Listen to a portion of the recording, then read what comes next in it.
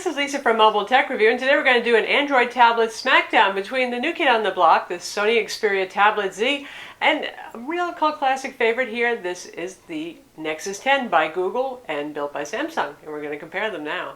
Another smackdowns here, this time between two top tablets available, both running Android, both with 10.1-inch displays with wide viewing angles and high resolution. Here we have the Google Nexus 10. It's been on the market since December of 2012. Still a pretty popular tablet with a lot of folks. It's actually available in retailers. You can get it places other than Google's own website, in other words. And here we have the Sony Xperia Tablet Z. Just starting to show up in stores. The Sony is $499 for the 16 gig and $599 for the 32 gig. Obviously, we have the white model. You can see a little bit of white bezel showing. If you get the 16 gig, it's black only. If you choose the 32 gig, you have your choice of black or white. Nexus, a little bit more affordable, $399 for the 16 gig. Here's the thing, if you want the 16 gig, the cheaper one, you do have to order from Google's website because stores tend to stock the 32 gig, which is $499. And regardless of capacity, you have your choice of black, or black with the Nexus. That's what it is. Both of these tablets run Android Jelly Bean. You get a slightly newer version on the Nexus because that's what Nexus is about. You always get the latest, greatest version of the Android operating system. It has 4.2.2 versus 4.1.2 on the Sony. Sony says 4.2 update is coming. They're not going to be as fast ever as a Nexus tablet, certainly for those kind of updates. And interestingly, a lot of manufacturers for smartphones and tablets have stuck with 4.1.2. I think it's a little bit more stable, that's why. So that's another thing to keep in mind with the Nexus. You might get the latest, greatest OS, but occasionally, as we discovered with our Nexus 7, sometimes the latest, greatest isn't quite as well-baked as we'd like, and there are some quirks with those things. Both of these are fast tablets, and we'll get into the nitty-gritty of that in a minute. But first, I think one of the things that's going to set these apart for the average user, the not super technical user, is their build, their style, and how light they are. And that's where the Sony's going to pull ahead because it's crazy, wacky, light, and thin, really marvelously thin. 0.27 inches, really, really skinny. Skinniest tablet on the market right now. Also very light, 1.09 pounds. It's trivial to hold compared to other tablets. And yeah, I can even feel the difference between this and my Nexus 10. Polycarbonate, matte finish. I think the black one's a little bit more styling myself, but that's a matter of personal preference. Matte, and it doesn't really show fingerprints. That's very nice. Another thing about the Sony, it's washable. No kidding, really it is. It has little flaps over the ports. If you watch our full review of this, you know that. Because it is waterproof to 1 meter or 3 feet for up to 30 minutes, and it's also dust proof. So you get it dirty, you stand out in the rain, you're hanging out at the pool and you get splashed. It's not the end of the world. And here's our buddy, the Nexus 10. This is my personal Nexus 10. So fanboys out there who might feel like the Nexus 10 is just not holding up so well against the Sony, sorry, it's my personal Nexus 10. I really like the Nexus 10, but I have to say in some ways it's going to be beaten by the Sony. Anyway, very interesting, kind of reminds me of an old tube TV with the rounded corners look. It's kind of retro, it's kind of homely, both in the US and the British sense of the words. It's not the best looking tablet, but in a way, it's really, well, comfortable, homey, easy to hold and grip. The back here has this rubbery finish here, which surprisingly picks up fingerprint oil instantly. I mean, I just cleaned this off and 2 seconds later it's dirty again. But other than that, it feels really nice to hold. It may not be quite as skinny at 0.35 inches, but nice, comfortable. Doesn't feel quite as oblong, rectangular-wise as the Sony does, so when you're holding it in portrait mode, it doesn't feel quite as awkward. It's funny because the dimensions really aren't that different between them, but that's just the way it is. Anyway, this is also plastic. It's pretty rugged. You get a little bit of creak when you press on the back, but you can achieve the same thing with the Sony. But overall, it's not something I feel like you have to be careful with. It's kind of a ruggedized case on it. Weighs 1.33 pounds, so that's not too much difference from 1.09 pounds, is it? Well, I can really feel the difference, like I said, so it does matter. And certainly if you're considering even heavier tablets, well, like the iPad that's 1.5 pounds almost, you're really going to notice the difference. Speaking of other tablets, I know some of you who have asked for a comparison between the Xperia Tablet Z and the Samsung Galaxy Note 10. And I would say pretty much hands down, unless you need the S Pen on the Samsung Galaxy Note 10.1, otherwise the Sony is going to outclass it in every way for specs. Higher resolution, full HD display, more features on it. So there you have it. So unless you need that digital pen, which the Sony doesn't have, nor does the Nexus 10. there's your choice. Now when it comes to displays, both of these have top-notch displays near the top end of the Android spectrum currently. The Nexus gets there by having a wildly high resolution, 2560 by 1600 pixels, and that's a PLS display. That's Samsung's technology that's similar to IPS.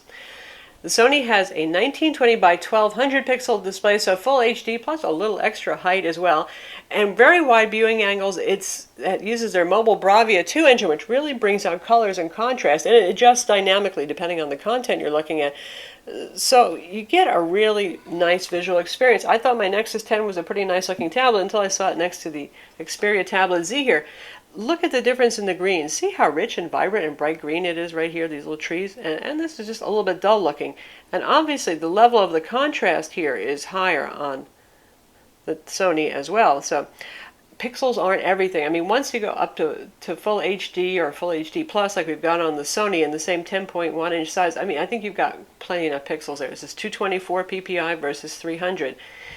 Even if you've got eagle eyes, this is pretty nice looking. But for those of you who really have sharp eyes and want to see the most sharp possible text, still the Nexus 10 has its appeal for that because you're getting absolutely more pixels there. Now, at the Nexus 10, you're going to get that pure Android experience. There's no UI overlay on top of it.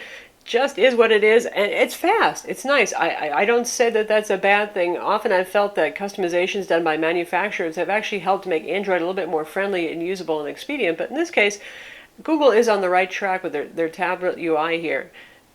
The new way of getting to your app drawer is this little center dot right over there in your launcher dock, and if you want to get to your settings quickly, something that third parties used to have to add on. Well, now you've got this right here, so I can actually access my Wi-Fi, I can change my brightness, I can get to other things. So pretty nice and expedient. Now the software that's loaded here is going to be the basics. You're going to get everything that Google makes pretty much. You know, you're going to get your Google Plus, you're going to get the email app, the YouTube app, all that kind of stuff, which you'll also get on the Sony, and you're not going to really get anything else because, well, it's a pure basic Android experience. So you're going to have to take Google Play yourself and download things. Now, if you're already familiar with Android and you have your favorite apps, that's absolutely cool, and that's probably the way you want it. You don't want a lot of extra stuff. But for those of you who are more newbies, you don't always know what you need, and you want some software to get you started, manufacturer customized tablets like the Sony Xperia Tablet Z can actually be good. Now here we have the old style way of doing things that you remember from honeycomb tablets. Tap up here to get to your launcher dock, get a little fancy transparency thing here. And besides Sony's suite of apps for their movie streaming, their music streaming services, they've loaded Crackle on here, which you could also download on the Nexus 10. That's streaming TV and movies. But I'll tell you one thing, Crackle is usually pretty, well, cracky on other products, but it always works well on Sony. And we've got an Office suite pre-installed on here. Now this is just an Office viewer, and again, you can download Office viewers for free on the Google Nexus 10 if you want to, but something else that you get, if we go back home over here, and here, you can see we've got these little quick launcher icons down here at the bottom for some customization. One of them is an added hardware feature, and that's the AV remote, and that's the small view, so you can just pop that up really quickly, move it around if you want to control your home theater gear, your TV, your receiver, your cable box, all that kind of stuff. Nice to have that as consumer IR port. No such thing on the Nexus 10. It's a frugal, no extra frills kind of product. Tries to be powerful, tries to have a good display, doesn't add on that kind of bells and whistles. Another thing they have is small apps. If you touch over here, you can see a palette of applications, and you can turn widgets into small apps and download some more of Google Play. Unfortunately, you can't add every single app that's available on Android or even pre-installed on the tablet to this, but say we want the browsers. Tap on that guy right there. And now I've got a little floating web browser. And it's resizable besides, which is kind of neat. If I can grab onto the right thing. There we go. So things like that you're going to find pretty much on Samsung tablets. LG does this with their smartphones, and now Sony's doing this here. The concept of having some floating applications or split window multitasking. Kind of a nice thing right there. Manufacturer customization sometimes can slow down the tablet, but Sony goes for a pretty light touch here. So they really haven't bogged down the UI. It's not like Samsung TouchWiz where you know there's just so much going on top of Android that sometimes things can slow down. So no complaints there. It's very fast. You get your multi-screen desktop. You get a little indicator up here to tell you what desktop you're on. You get a couple of Sony widgets, but not a whole lot of overwhelming things. Both of these are honestly very fast tablets. I think the Nexus 10 is going to have a little bit of an advantage because it has that pure Google Android experience going on there. Absolutely nothing to slow it down. But when we get into the hardware specs, certainly on benchmarks, the Sony is the winner. And to be fair, it's a newer tablet. Nexus came out in December of 2012. Sony came out in June of 2013. So we see some advancement. Basically, the Sony is running on one of the higher-end smartphone CPUs, which is a quad-core Qualcomm Snapdragon S4 Pro CPU clocked at 1.5 gigahertz. On the Nexus 10, we have a 1.7 gigahertz Exynos 5 dual-core CPU versus the quad-core here. Now, core numbers are not always everything, but this is an ARM A15 CPU architecture. Is a little bit newer, a little bit more efficient sometimes versus the A9 architecture that's used in the Snapdragon CPUs. Both of these guys have 2 gigs of RAM. In terms of synthetic benchmarks, the Sony wins on just about everything. For example, on Quadrant, the Sony scores 7450 versus 4959 for our Nexus 10. On Antutu, the Sony scores 20,517 versus 13,653. GL benchmark. Now, graphics get to be interesting here. We have Mali graphics here, and we have Adreno 320 graphics here, and it depends on what test you use. First, we'll talk about GL benchmark, which has been around for quite some time, so it's a standard on Android, and the Sony Tablet Xperia Z scored 32 frames per second on screen and 31 frames per second off screen. In contrast, the Nexus 10 scored 28 frames per second on screen and 39 frames per second off screen. That's because the on-screen resolution is actually so high, particularly on the Nexus 10, that's why. But when we take a look at the newer test, which is 3D Mark, their Ice Storm test. Now, 3D Mark has been making PC benchmarks for quite some time. They are working on doing everything cross-platform these days. They are not biased towards any particular graphics card. You really can't be a staple of the PC benchmarking world if you are. We get slightly different skew there. We got 44.2 frames per second in the Ice Storm test on the Sony Tablet Xperia Z, and the demo scored 49 frames per second, so that's quite good. On the Nexus 10, we actually got somewhat lower numbers. We got 37.1 frames per second for the Ice Storm test, and the demo was 25.5. So it's interesting what happens when you switch tools, and I have to say I have a little bit more faith in PC Mark and 3D Mark to actually do a better job, especially when it comes to comparing 2 different chipsets here for graphics. Now, when it comes to Sun Spider, both of these come with the Chrome web browser. They do not come with the old WebKit web browser, so we're using Chrome for the tests on both of these. Nexus 10 did a little better. Sun Spider was 1308 versus 1501 for the Sony Tablet Xperia Z. Speaking of Chrome, neither of these comes with Adobe Flash Player because Google really doesn't want to see that on your device anymore. That's because Adobe has dropped support for that. You can side load it on either of these and install something like Boat Browser, which is free, and that actually does work with Adobe Flash. So you're in the same boat either way, no pun intended, with Adobe Flash on these tablets. In terms of other specs, both tablets have NFC, they have dual band Wi-Fi, and the Nexus has Bluetooth 3.0 and the Sony has Bluetooth 4.0. Sony has a 2 megapixel front camera, the Nexus has a 1.9 megapixel camera, close enough to call it a draw, and actually both have pretty good quality front cameras for video chat. That's pretty much what you're going to be using these for, and the occasional selfie. Now, speaking of cameras, on the back here, Nexus has a 5 megapixel camera, pretty much like your average Galaxy tablet camera. It's not bad. It does have a flash. It's always nice to see on a tablet and not too common. And the Sony tablet has an 8.1 megapixel camera with an Exmor R sensor, and it does HDR. So you can guess which is going to be the best camera, right? The Sony. Now, the Sony camera isn't as good as something like the Sony Z smartphone, 13 megapixel. It's not just about megapixels either. This guy has some problems getting contrast right. Often the darker areas are a little bit underexposed, but if you have good lighting, it takes really nice pictures. If you're taking outdoor photos, you'll get really nice color saturation, reasonable sharpness, all that kind of thing. Again, contrast could use a little adjustment. Even the HDR feature doesn't do as much as it could to adjust for contrast. The Nexus, in contrast, has a very basic software camera. The settings are not as myriad. There's no HDR in this, but it does do that full 360 panorama view. That's pretty cool. Overall, I would say the Sony has the better camera, though the Nexus pulls ahead a little bit in low light settings. I mean, like really dim indoor settings. Now, when it comes to the camera UIs, at first they don't look too different. They try not to clutter up your viewfinder here with too much stuff. Well, with the Sony, if you're using Intelligent Auto, it actually takes away a bunch of other settings because it's figuring out everything for you. But you can see we have a bunch of different picture effects. And you can watch our video review to learn more about that. But say we just choose normal mode. Then we have HDR as an option, turning that on and off, EV compensation, even more settings, a lot of stuff right here. With the Nexus, it has that circle in the center UI thing here. And let's see if we can get that to pop up. And this is a little hard to show you because I have to keep holding my finger here. But you can see there's some basic settings here. Flash on, off. A little bit of a weird UI, honestly. Your EV compensation. A couple of things like that. So Sony has more features, and it has an Intelligent Auto that is pretty darn intelligent. By the way, they can both shoot 1080p video. Sony has a 6,000 milliamp battery that's sealed inside. The Nexus 10 has a 9,000 milliamp battery that's sealed inside. So you would think the Nexus 10 is going to last a whole lot longer. But honestly, you know, it doesn't have a reputation as being an Energizer Bunny by any means. It's not one of the longer-lived 10-inch Android tablets.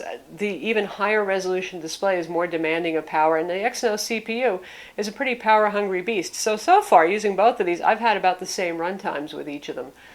So pretty much a draw there for battery life.